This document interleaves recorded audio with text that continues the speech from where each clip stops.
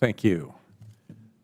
Mr. Shao, what do you think would happen if the Great Firewall ceased to exist and information flowed freely in China?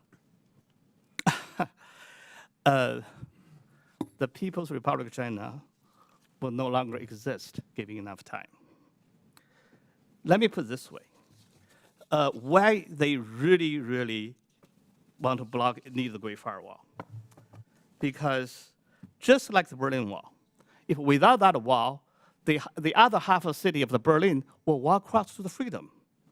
And for the Chinese people, that if the Great Firewall is not there to stop the people to access information, they will seek freedom online in their heart and minds. Dr. Cooper and also Mr. Crutchman described particularly the sort of alternative or the parallel cyber reality in China. But that so-called cyber reality doesn't really hold water if the Great Firewall is really done. And let me also say this. This is fundamentally about the legitimacy of the Chinese government. If they cannot answer the question who elected them, who they represent, and who participate in the daily decisions.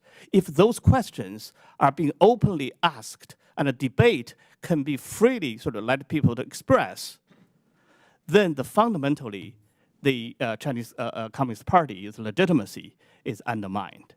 So in this way, Xi Jinping is correct to say that the information security is his regime security. And that regime is critically held by the Great Firewall.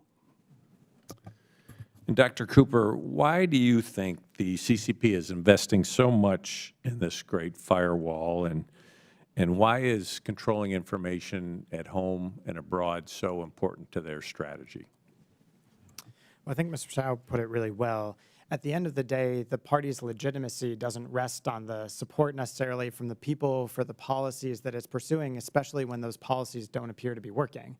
You look at what's happened to the Chinese economy the last few years, you look at the increase in political repression, and it's hard to say that the Communist Party is delivering for its people, but it's very clear that the party has become more reliant on information controls.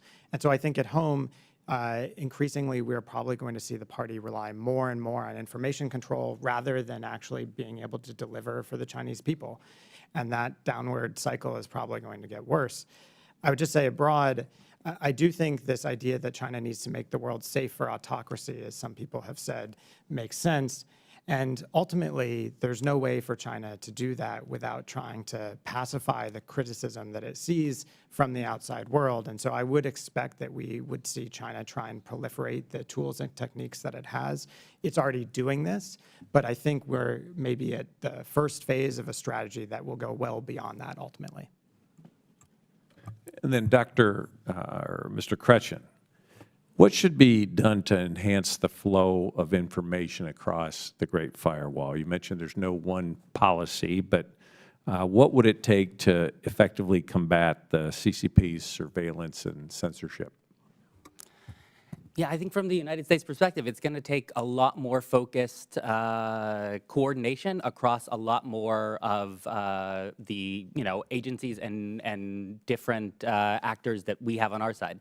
The way that China has designed its information control system is to try to ensure that most Chinese citizens never even hit the Great Firewall, that they're mostly trapped inside of this domestic ecosystem of WeChat and other kind of giant platforms.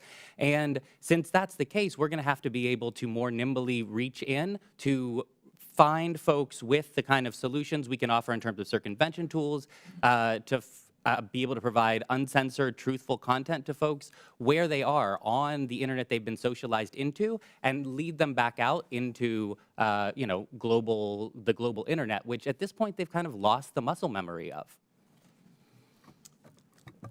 And Dr. Cooper, do you have a thought on that? Well, as Nat just said, I have the honor to be the chairman of the board of the Open Technology Fund, and I think the kind of work that OTF has been doing has been incredibly important in this area. But I do think the scale at some point does matter, right? The Chinese government is putting billions and billions of dollars into this year after year. I think increasingly this has to be a central pillar of our own strategy too. Even if we're not going to spend that kind of money, I do think that we have to be talking about significant investments over time, or else the closure that we're seeing in China will get worse, and it won't stay in China. It will expand to other authoritarian states. So that's why I said I think this is time for a moonshot. We need a major societal decision that this is something that we have to deal with over the next decade or two. Thank you.